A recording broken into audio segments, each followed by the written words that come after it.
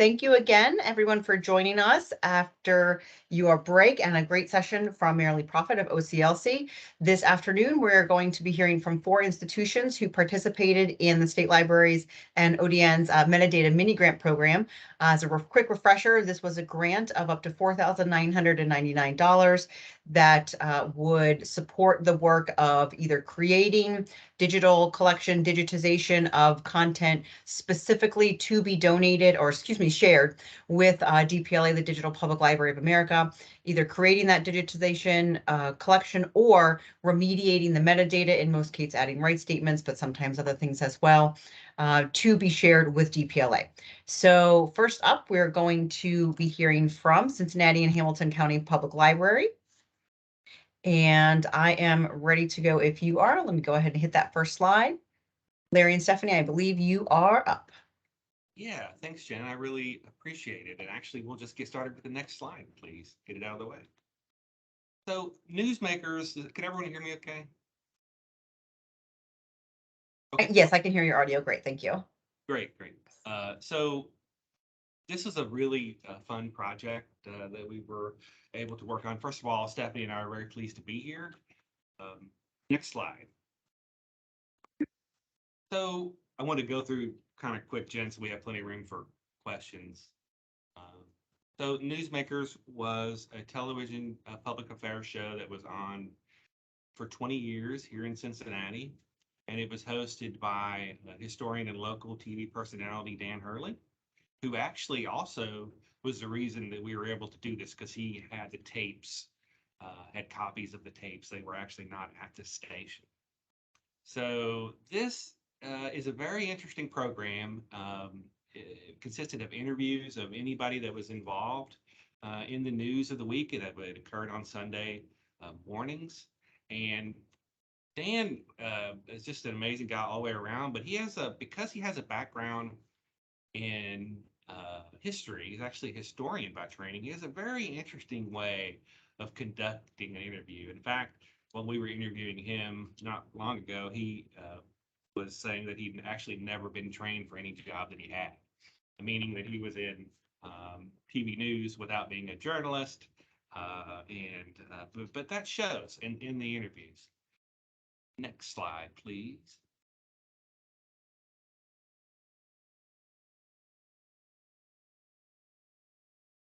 Well,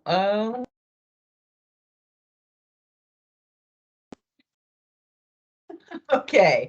Let me try here. Here we go. Okay, let's try that. Thank you. Sorry about that. Thank goodness, Jen. I didn't have to go by memory.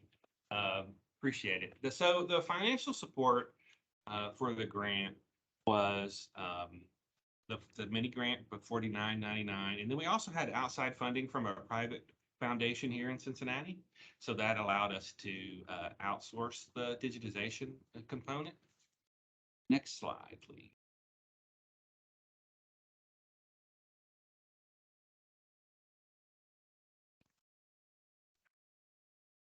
It's great when one method works the first time. Let me see. I think it's just going very slow for me. I'm sorry. That's okay.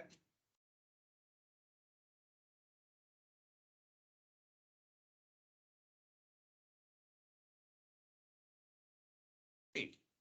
So the project consisted of 525 videotapes, and those formats varied from VHS to DVCam to Betacam SP.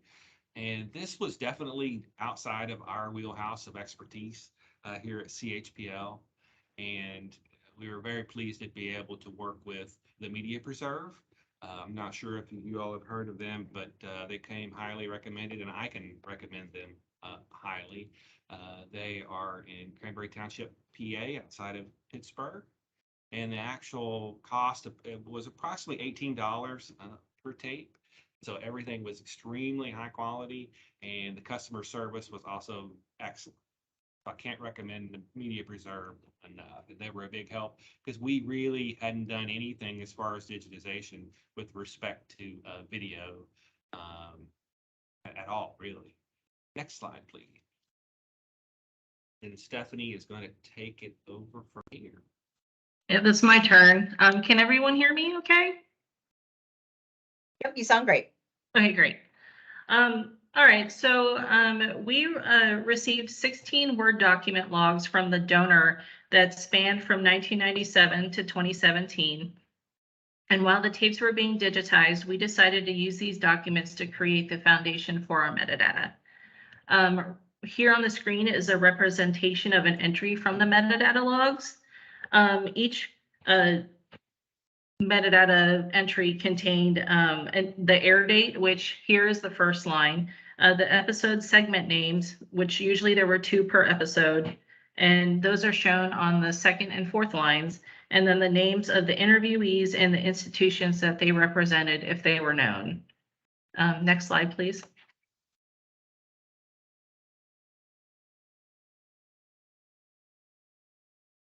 So we decided to create Excel spreadsheets from the logs in SharePoint so people across departments could access the metadata as needed. This made it easier for us to collaborate and allow people to work on different parts of the project at the same time. So in the screenshot, you probably can't see, but at the bottom, we used a tab to represent each year that correlated with the document logs. And then we entered a line in the Excel spreadsheet for each episode date. And then from that spreadsheet, the metadata was copied into either YouTube or Content DM. Next slide, please.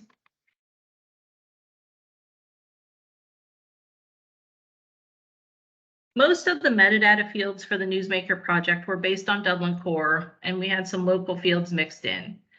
Keeping in mind the donor supplied metadata I showed you a couple slides ago, we used the air date as part of the title field and also entered into a DC date field using ISO 8601 date format. The episode segments were entered into a segments field, which mapped to a DC terms alternative field. The interviewees were entered into an interviewees field, which mapped to DC contributor. A short description of the segments and interviewees were entered into an episode description field, which mapped to a DC description field. And then the metadata logs were also analyzed for subjects, and those headings were entered into a keywords field, which mapped to DC subject. Next slide, please. There were several metadata fields that were the same throughout the collection, which if you squint, you'll probably see on the screenshot here from our digital library, including the title, the host, the publisher original, a description field, the location of taping, format original, type original, publisher digital, and the right statements. Right now, I just wanted to also give you a quick little note about the fact that we have 2 description fields in all of our newsmakers objects. And the reason why we added a second brief description is to describe the collection. And we wanted to describe the collection as a whole to each item in the newsmakers collection so we could provide context to individual items when they're found in DPLA. This was suggested to us for another collection a while back, and we have continued this practice in hopes to provide more information to potential users. Next slide, please. Once we received the digitized videos, we compared the metadata we created to the contents of the videos and made changes in the Excel spreadsheets, Content DM, and in YouTube. Additional subject analysis was also done while we were viewing individual videos, and changes were made to the metadata as needed. And just to take things full circle, here is a screenshot of how the same metadata we started off with a couple slides ago now looks in DPLA. And now I want to turn it back over to Larry. All right, thanks, Stephanie. Yeah, as Stephanie mentioned, this was a cross-departmental approach here at CHPL, and it turned out great. But the lessons that we learned, first and foremost, is to be flexible in your approach. About 6 months into the project, Mr. Hurley discovered he had another 115 tapes that he found, which was, of course, great. But we were quite a ways into the project at that point, and and I think for us, as I said, not having experience on the video side of digitization, knowing that when you have a tape digitized, it comes back as one tape, one file. So there's likely, a lot of cases, depending on the format, there's likely more than one segment or episode on each tape. So we had to go in and use our video editor to split those up into individual files for the episodes. And because our goal was to put everything on YouTube for the greatest accessibility, and then embed in the digital library, we also had to be mindful of any copyright violations with respect to music that YouTube might flag, so that we would have to silence those. So I guess I would just say,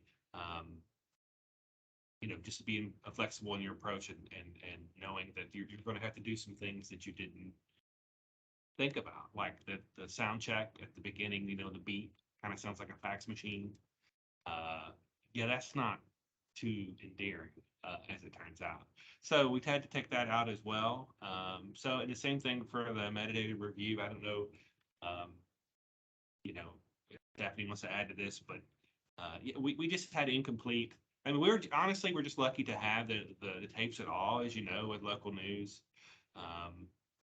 You just don't. There's really not much of an archive, and I don't know, not much of a public archive, at least here in Southwest Ohio. So we're fortunate to have anything, but the metadata that we had was really incomplete. And so I know Stephanie had to review each video, of course, but then had to pay closer attention to ones that we really didn't have much information on.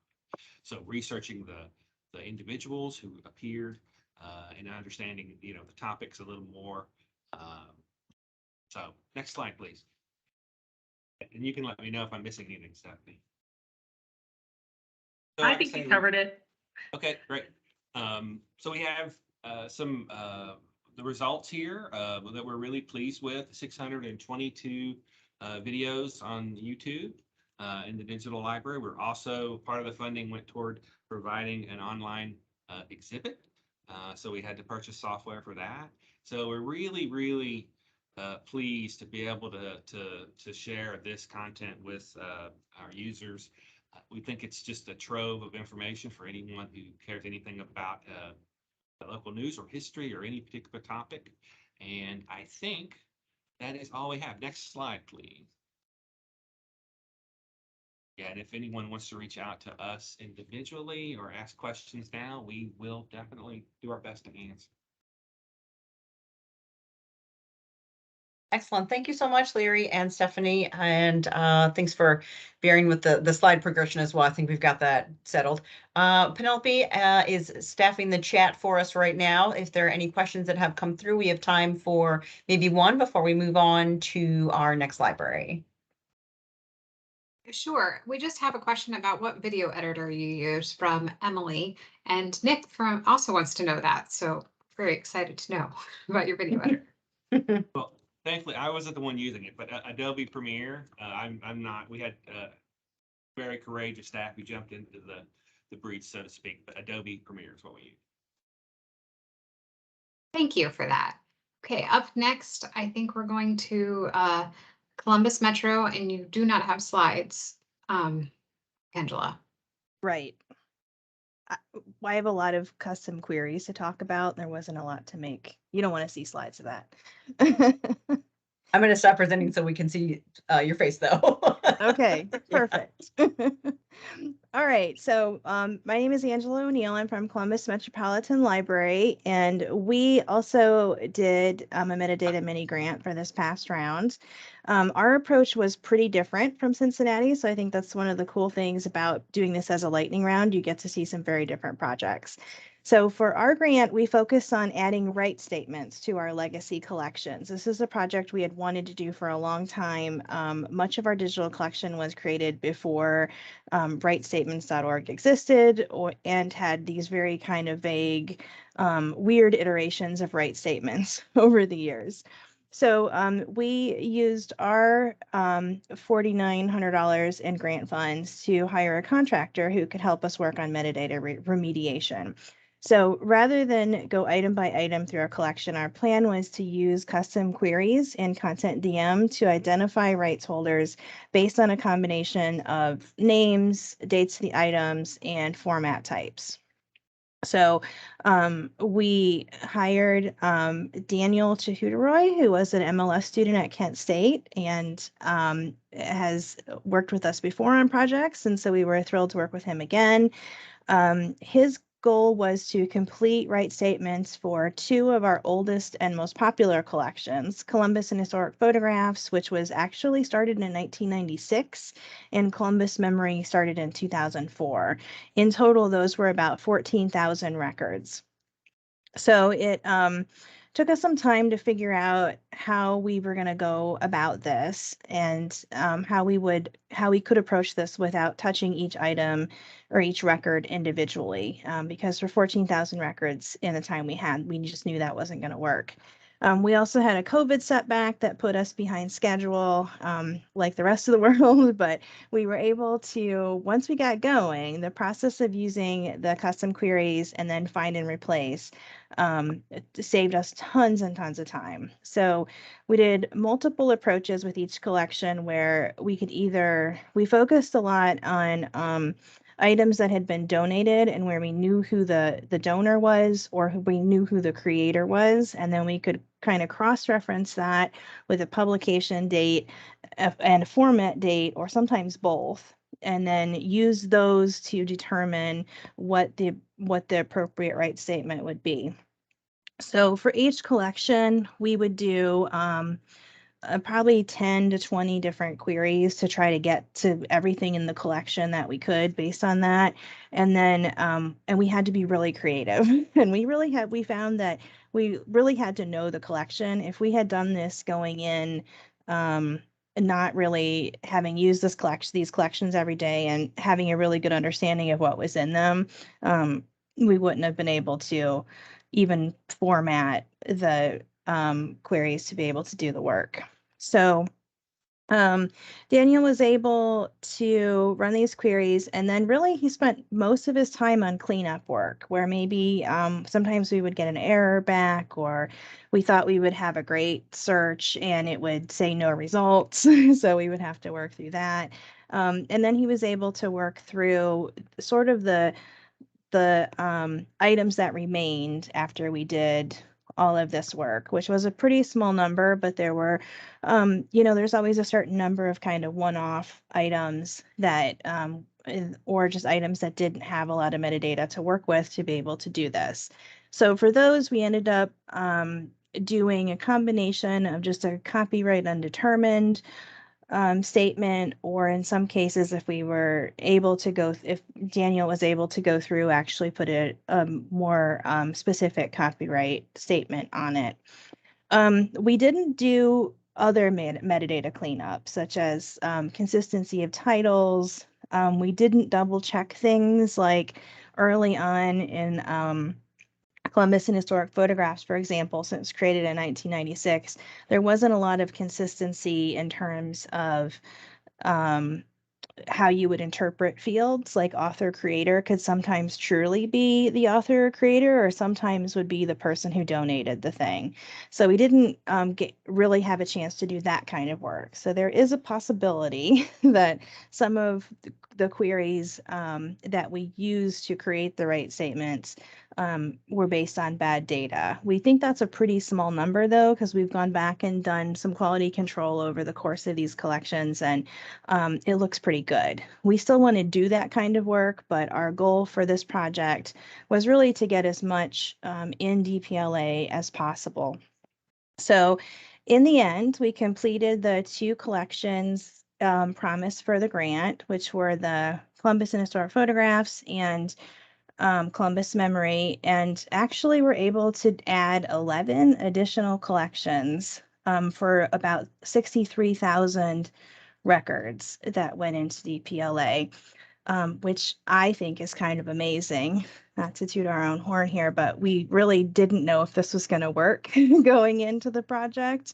And at the beginning, I had these sort of visions that it wouldn't work at all, and we'd be like looking at every single record individually to apply rate statements. But it did. It worked a lot better than we expected, and we were able to go above and beyond what we thought we were going to do with this approach using Content DM. So having completed this project, our staff learned more about how we could do metadata remediation for other things as well. We haven't had the opportunity to take advantage of that yet, but we are looking at some other ways where we can work through the collection to fix some other things as well. So we're hoping to be able to apply that both to our own materials and to apply this way of adding rate statements to help some of our partner organizations add their collections as well. So looking forward to those projects as our next steps. Projects always beget more projects, right?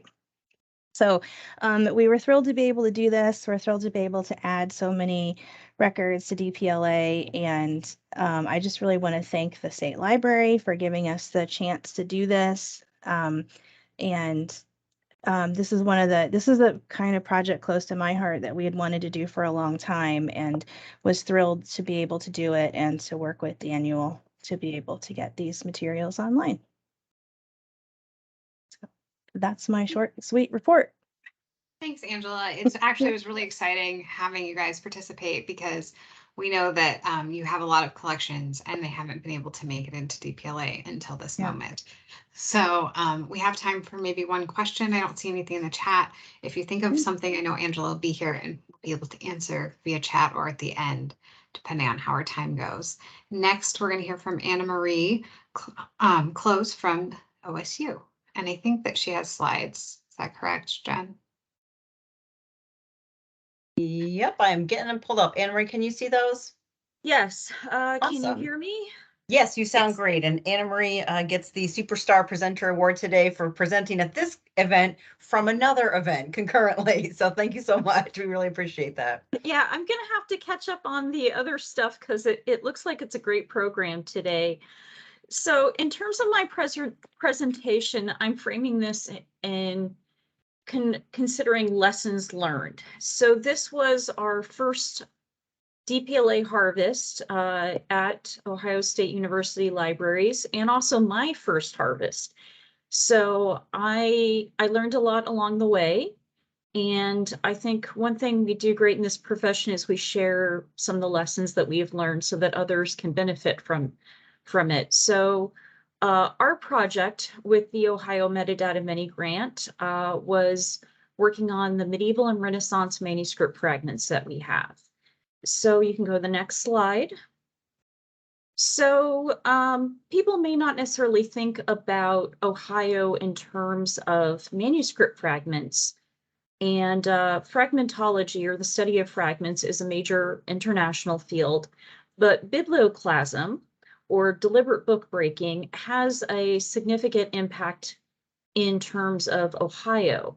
According to one of our curators, Eric Johnson, there were two prominent book breakers in Ohio, and the most famous one, or the one I know of, was Otto Egge.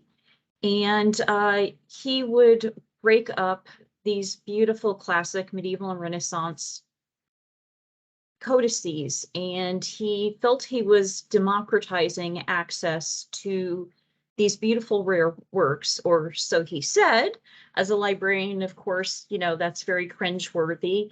I will say he made a lot of money from it, and so there is a lot of looking askance about that practice that was done in terms of breaking up these books. And what it means is there are pieces of the same book, folios, that's what they call pages, all over the world. So you may have this one codex where pieces have been lost, and they'll be at various institutions, and it has a huge impact in terms of how we understand these collections. And back in January 2021, Eric noted that at that point, OSU had 1,374 individual fragments that come from a total of 430 unique medieval books. And he noted that one of our sets of fragments has sister leaves in the USA, Canada, UK, Japan, South Africa, Australia, Norway, France, and Germany. And I saw somebody put in chat that they had worked with a something that was an Otto Eggy collection. And I just saw something in the news yesterday about a man in Maine who went to an estate sale and found a folio for some classic codex, and it's another one of these famous ones that got separated.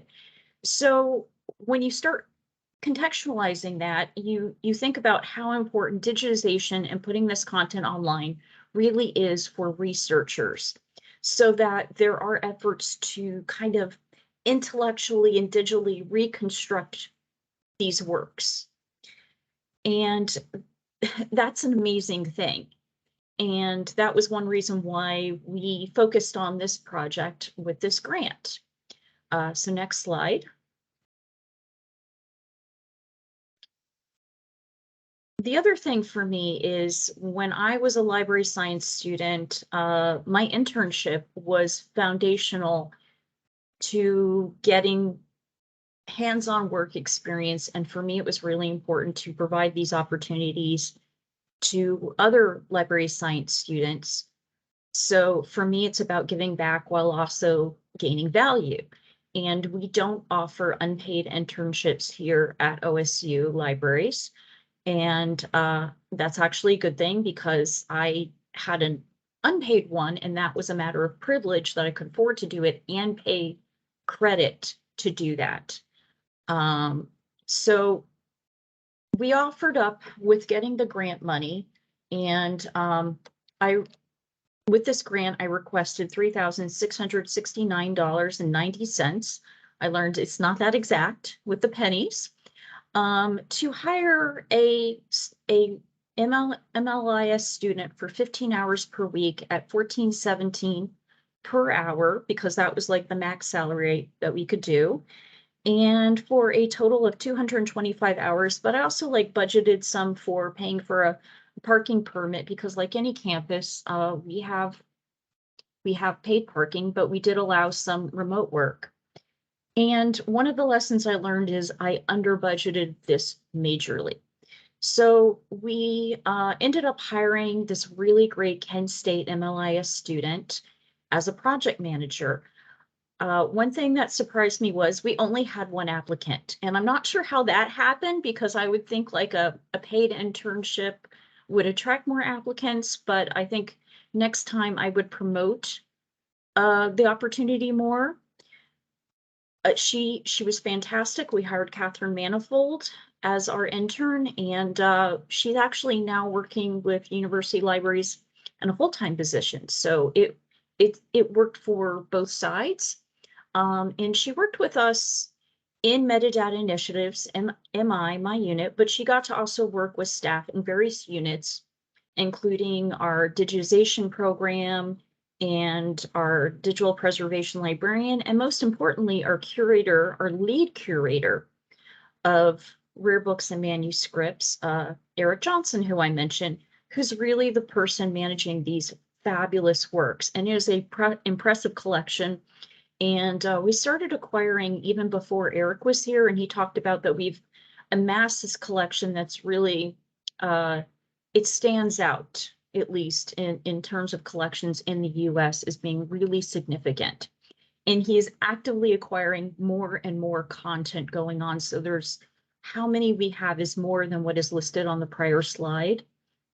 So she had to spend a lot of time gaining in-depth knowledge, our intern, about the content, and she received hands-on experience with physical and digital collections. So it was a really great experience for her to learn, and she's actually working on a journal article about it, and I'm going to be a co-author. So if you want to learn more, that will be out there eventually. But as a metadata initiatives librarian, I'm dealing with a lot of things, and my unit is constantly juggling projects. So it was great to have this young woman really focus on this one project and get into the nitty gritty and learn about it and work with me on it so that we could give it all that was due. Next slide. However, the project was like working with puzzle pieces. And one of our problems was, which was both good and bad, is the content had already been digitized, what that we use for DPLA and ODN. But a lot of it had been digitized before I got here or when I came in 2019 or after that. And there had been various efforts to update information. Unfortunately, manuscript fragments, these pieces, they are not like published works. They don't have, page numbers, and there's a lot of guesswork. So Eric, as somebody with a lot of expertise, has to use that knowledge to figure out what pieces go together, where and how. And so over time, there's been changes regarding understanding what went together where, and even what was the front and back or recto and verso. And sometimes it's really easy and sometimes it's not. In fact, most of the time it's not easy. So at other times we had duplicate files.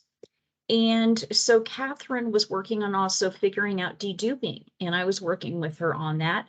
And there was correcting identifiers. There was intellectual control issues. So this was a very challenging project, and she worked with our metadata specialist also and went to the reading room and was comparing scans to physical items and gathering metadata. We were very dependent upon our curator for metadata, but Catherine was doing cleanup and normalization. So it was an enormous project, and I'm really proud of her work on this. And it was a great experience, but I'm not going to mince words. It was a monster project. Next slide. So the other thing with these fragments is sometimes we just have one folio, a page, and it has like a front or back, and that can be one record. But then we have more complex ones where we might have what's called multi-leaf fragments, where there's two or more folios. And then you have the idea of how to structure things. So for those of you who use content DM, you might have a compound object. We use a Samvera Hyrax for our digital collections repository. And we did what is called a parent-child record. And so we had to link things in a certain way so that you could go from the parent record for the whole fragment to the child, and then list in the metadata how to get back to the parent. And so all of this is really, the devil is in the details. And you see this gorgeous Psalter image. That's one where, again, we had to figure out what went together and what didn't, and update identifiers. So the identifier you see there by the Psalter, that was part of a lot of discussions across various units that Catherine was involved in to make sure that that was completely consistent across the entire collection. And again, there was a lot of people involved and change over time. And then we had things like bifolios that were really complicated. So this was a really juicy project for the intern, and I learned a lot in the process, and my staff did.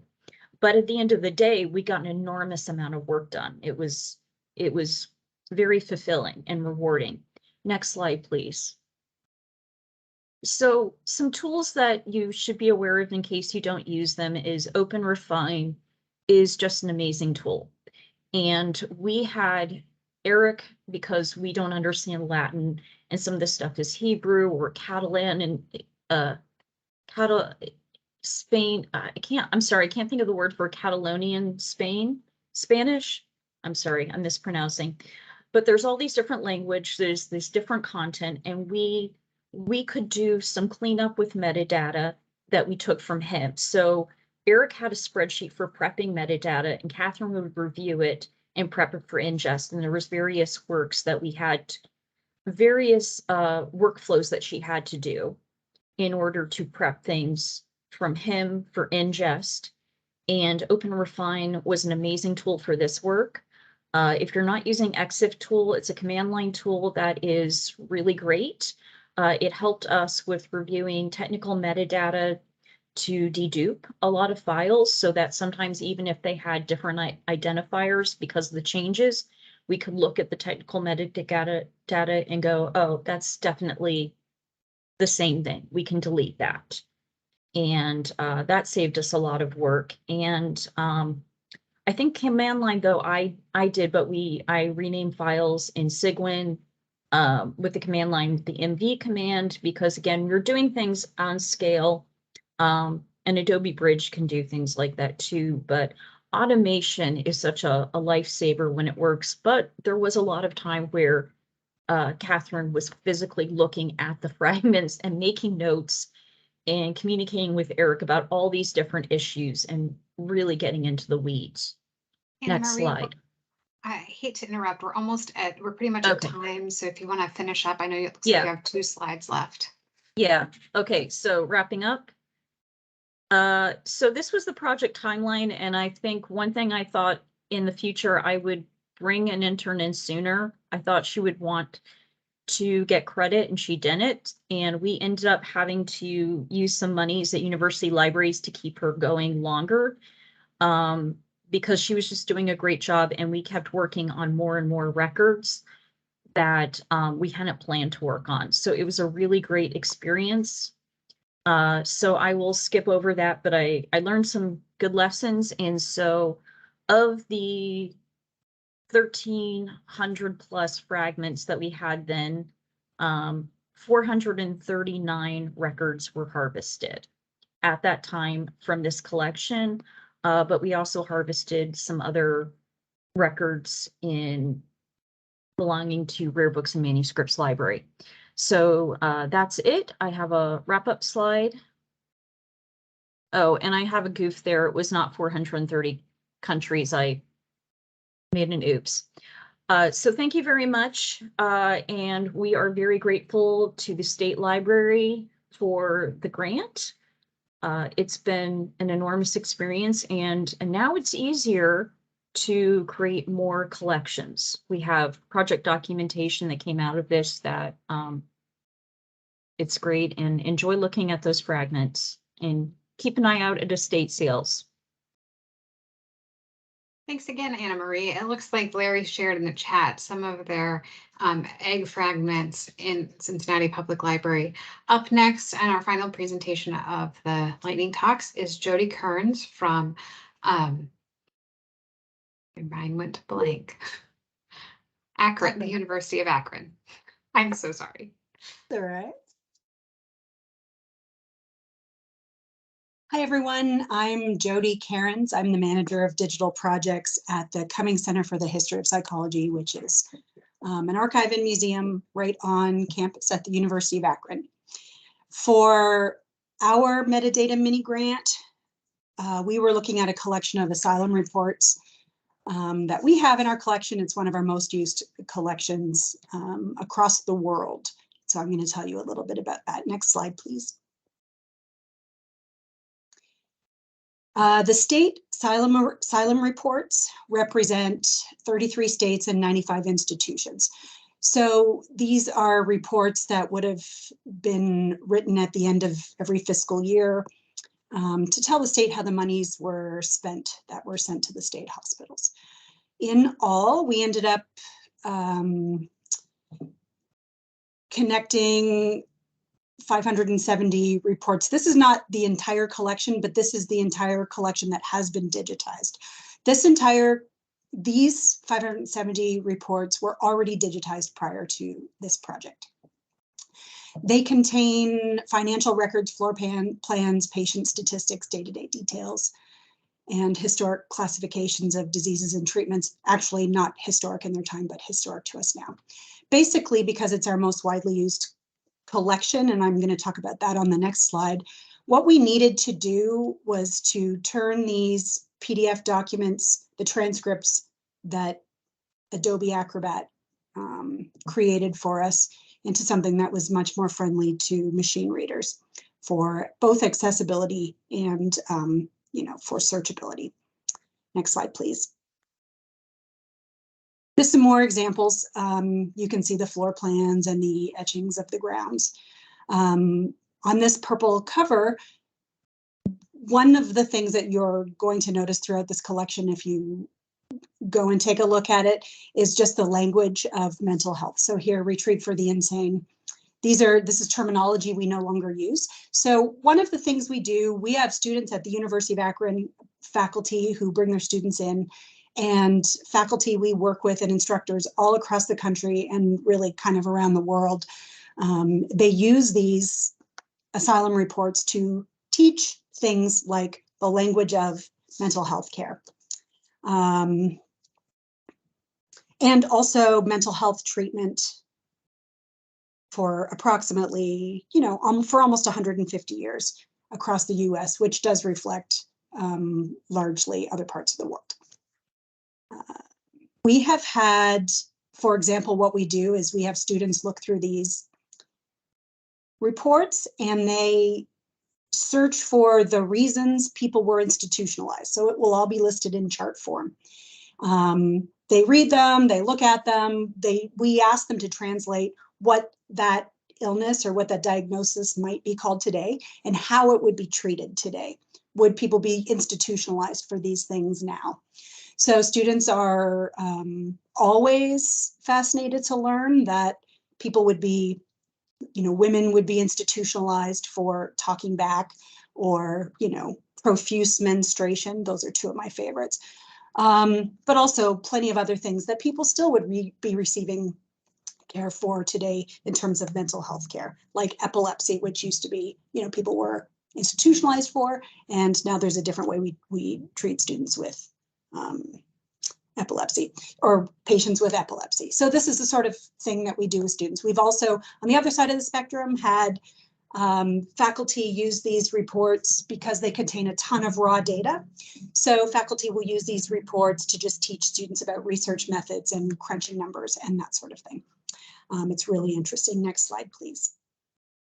I mentioned that these collections are full of charts. So let me just sit here for a second and tell you, with our metadata mini grant, we were able to hire a recent grad of the MLIS program at Kent. Nicole Mersweiler had also been an undergraduate student assistant with us when she was an undergraduate student at the University of Akron. So it was really nice to be able to hire her in a professional capacity with her degree and put her good work to more good work. We had approximately 12 student assistants, undergraduate student assistants working on this collection prior to Nicole's work on it. And even with some really good rules for input, we all know that there's a lot of variation there. So the first thing Nicole did was clean up the metadata and make sure that every digital object was reflecting the actual metadata, because sometimes those were messed up.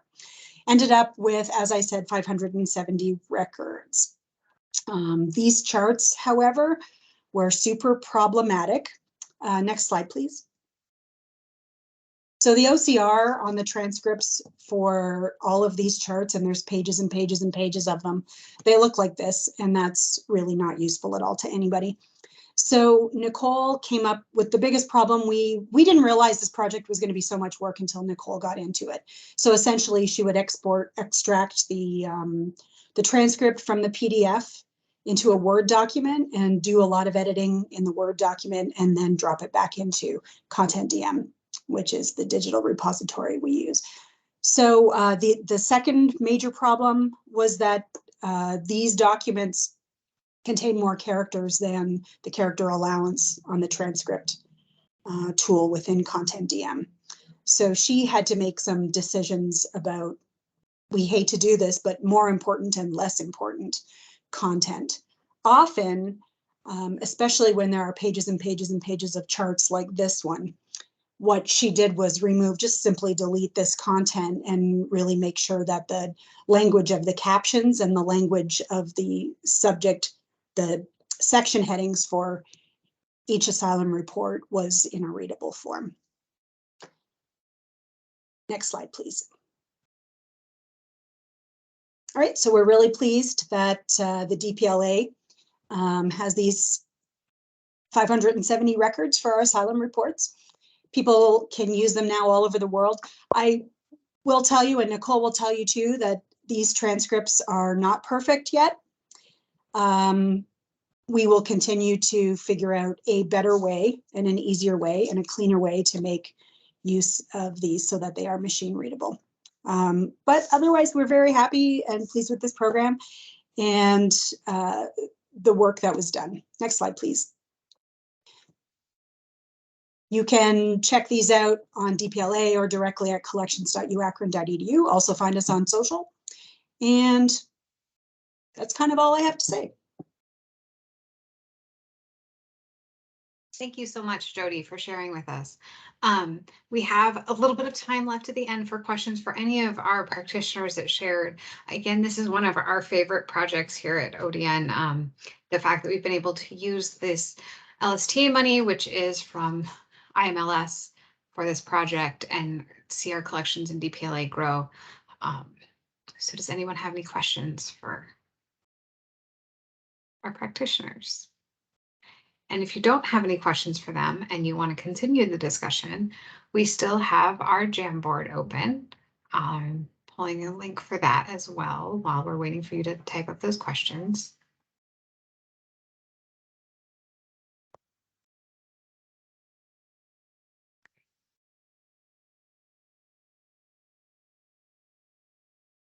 There is a question here from Emily. Jody, did you say that there is a character limit on the pages in Content DM?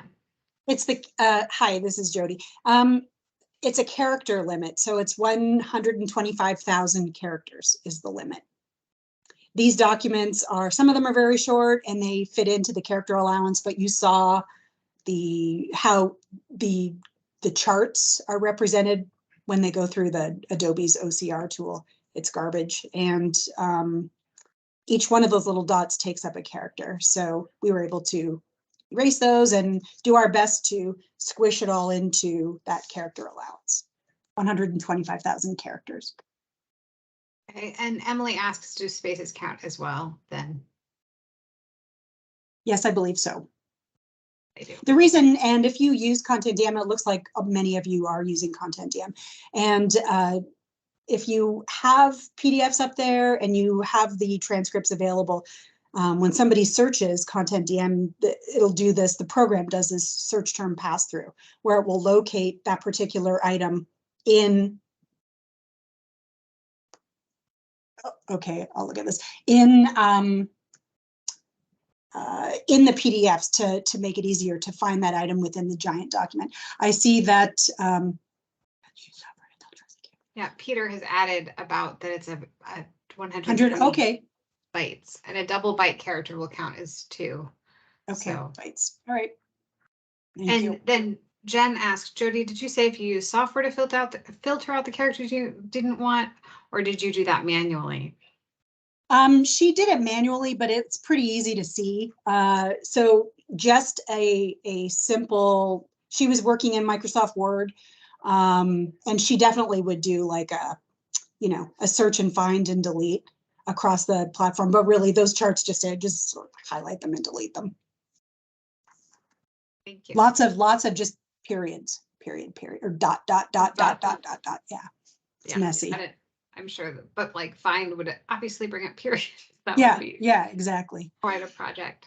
I have a question for any of, oh, here's another one before I ask that.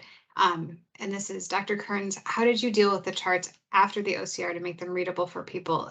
I didn't quite understand how they made them readable. We are dealing with mortality records. I don't understand the last statement. We're dealing. I think that they must have mortality records in their collections that have charts. Okay. We simply deleted the charts and then kept the, basically we kept the titles of the charts and the captions of the charts and the titles of the sections and made sure that those were clear. Because when it does the search term pass through, it will locate it at that spot in the document. Content DM will draw the person to it. So all the other content for the asylum reports is still there. It's just that Nicole deleted the messy charts. And we do this a lot in our collections where content is, we don't hold the copyright for it. These ones that I'm talking about are in the public domain, but for other documents where we just put up the table of contents, people are able to use the table of contents to search, and then we can point them to other documents from the collection later. So this is one of those tools that we use. We know our clients, our patrons have been really successful at navigating around. So as long as we have tools that identify the title, the content, the captions, and the major headings, the system will point them to that content in the document. Thank you. And Jen adds that find and replace is a tool she needs to utilize more often. I do find it's very helpful. Yep, we do.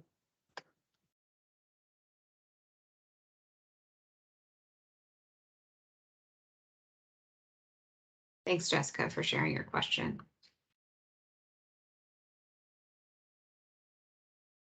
For anyone today, did you find something new in your collections you weren't expecting when you had this grant or when you were working on these items?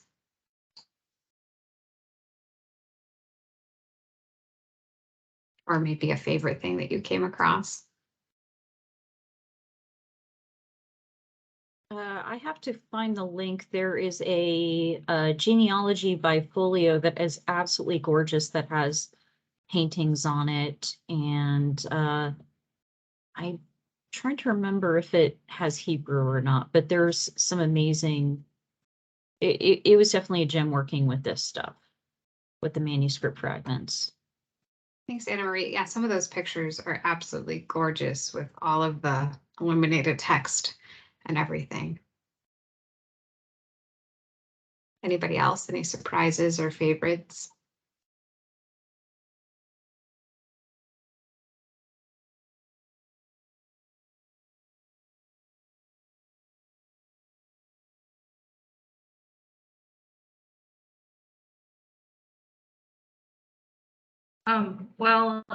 This is Stephanie at Cincinnati. I was just going to say that while working on the videos, I got to watch a lot of news videos, and my favorite parts were watching the like the local segments or whatever. And so there was one where there was like they were doing a farm tour, and so they brought a goat on stage or onto the set, and his name was Rolls Royce. So that was my favorite part about working on the project, is watching all the videos.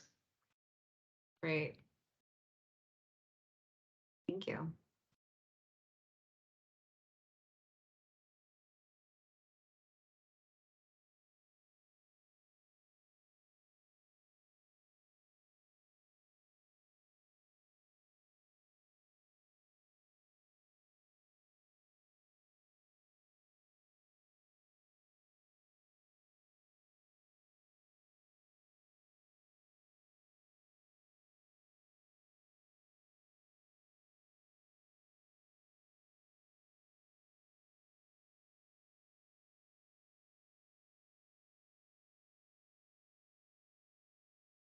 Again, thank you to all of our practitioners for sharing how they use these grant funds. It's one of our favorite projects here at ODN.